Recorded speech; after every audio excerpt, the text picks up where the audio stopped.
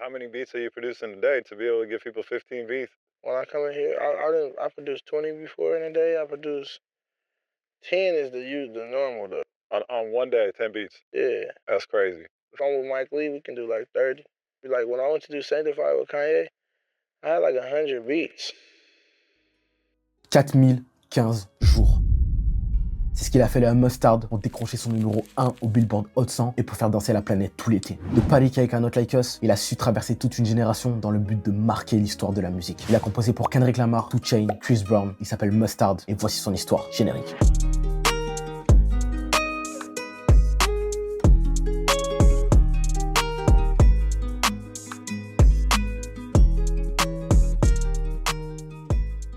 De son vrai nom, Dijon Isaiah McFarlane, Mustard est né le 5 juin 1990 à Los Angeles, en Californie. Et bien évidemment, son nom s'inspire du pays bleu blanc rouge et qui est la France, car selon les dires, Mustard a un goût prononcé pour la moutarde de Dijon. Et ça, c'est pas moi qui le dis, c'est Wikipédia. Se nommant Dijon himself, il choisit Mustard comme nom de scène et s'en amuse même en sortant une mixtape en 2013 intitulée Ketchup. Mustard commence la musique à l'âge de 11 ans avec son oncle DJ, puis des années plus tard, il commence la composition musicale sur le logiciel Reason. Et à ses débuts, les productions de Mustard sont considérées comme un-tempo. Et ça peut être un gros problème pour pas mal de personnes. Car quand t'écris un texte ou quand t'écoutes de la musique, si c'est pas dans les temps, ça peut très vite devenir désagréable. Et pour rentrer un peu dans les détails de la compo, Mustard compose avec une mélodie simple et minimaliste. Voilà le truc qui va bien te rentrer dans la tête. Il utilise plusieurs logiciels comme Reason, FL Studio, Logic Pro, ainsi qu'une console NPC. Et à ses débuts, il crée ses propres sonorités tout en étant inspiré de Lil Jon et DJ Luke. Mustard commence par envoyer ses prods à ses amis rappeurs de LA ainsi qu'à son ami d'enfance, le MC de Compton, YG, qui est d'ailleurs le premier à en bénéficier sur sa mixtape The Real for Flingers.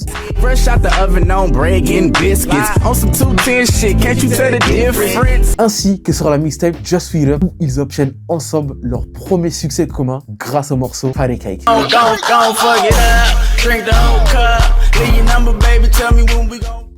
you remember your first beat?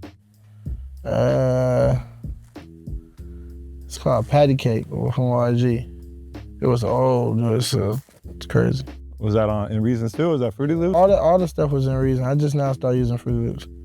Everything though that's a record was in Reason. Did you teach yourself how to use Reasons or somebody? Actually, like my little bro taught me how to use it.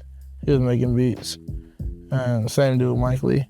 He was making beats and he kind of just showed me the ropes of it, or like how to sequence. And after that, I just started making beats. And before, he was making like backpack rap beats and stuff like that. Ok, petit cours d'histoire pour ceux qui ne savent pas ce qu'est le backpack rap. Le backpack rap vient du fait qu'à l'époque, durant les cyphers, les MC portaient des sacs à dos avec des cahiers, des stylos et des feutres. C'est un style de rap conscient, axé sur le lyrisme et sur le fait d'être cool et intelligent. Généralement sur des prods underground, c'est l'art de savoir mettre les jeux de mots, l'écriture et les compétences en avant. Tout ce que les fans de rap adorent au final. Ses racines musicales puissent dans le rap afrocentrique et le rap engagé. On peut y revenir à la vidéo. And then when I started making this type of stuff, he started making this type of stuff, and now, you know what I'm saying? On arrive en 2013 et le morceau qui va commencer à attirer l'attention du grand public est le titre Rack City de Tyga. La chanson c'est un énorme succès, elle se classe 7ème au Billboard Hot 100 et dites-vous qu'à la base la prod était destinée à YG, mais Mustard l'a finalement donné à Tyga, ce qui a permis de créer le hit qu'on connaît tous aujourd'hui. Et c'est vrai que dans l'industrie il y a pas mal de prods qui sont réservés à certains artistes et qui finissent par être donnés à d'autres, ce qui est pas plus mal j'ai envie de vous dire, parce que sans ça je vous assure qu'il y a plein de hits qu'on n'aurait pas connu. Après le hit Rack City, Mustard devient très demandé dans le milieu du rap et commence son ascension en produisant pour d'autres poids lourds, catégorie Francis Ngannou. Il a notamment produit pour 2 Chainz, Jeezy et Bob et les 3 artistes. Le titre qui va le plus se différencier est I'm Different de 2 Chainz. Grâce à ce nouveau hit, Mustard a prouvé que les productions hors tempo sont synonymes de succès, simple et minimaliste. Il est resté en accord avec son idée de base et a prouvé à tout le monde que c'était quand même possible de réussir. Une fois que la machine est lancée, elle est vraiment lancée. Durant toute l'année 2013, il compose avec d'autres poids lourds du game comme Riff Raff, Nipsey Hussle, Kill Inc, T-Fly et will.i.am. En juin 2013, il publie sa mixtape intitulée Ketchup, dont je vous ai parlé en début de vidéo, où il produit l'intégralité des morceaux et invite de nombreux artistes comme YG, Kill Inc et plein d'autres. Quelques semaines plus tard, en juin, il produit la chanson Headband de Bob en feat avec 2 Chainz.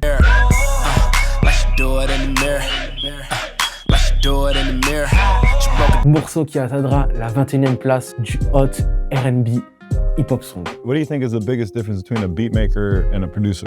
A beat maker is somebody that can sit around and make beats all day. A producer is somebody that can produce a whole record. It's the difference between making a beat. I know people that been making beats their whole lives, you know? But it's a formula that I use in all my records that I feel is like, that's producing. After they done with their verses and stuff, I'm still working. That's the difference. It's like your work is really never done until, you know what I'm saying? The producer is sitting in the mix, making sure your sound is right in the mix, you know what I'm saying? Like stuff like that. Anybody can make beats. En septembre de la même année, Mustard produit le hit Show Me the Killing en feat avec Chris Brown.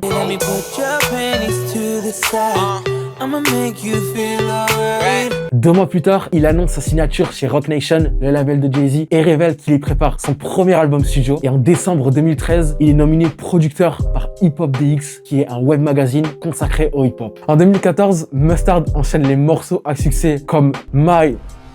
Vous allez comprendre.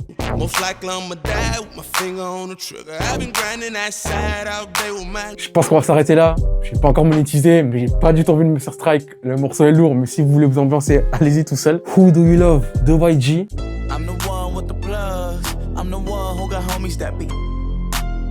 Et ces deux morceaux sont deux morceaux qui deviendront très vite disques de platine. I Don't With You de Big Sean. I don't fuck with you. You little stupid ass bitch, I ain't fucking with you. 2-1 de Tinashe. Et d'autres hits comme Don't Tell Them de Jeremiah.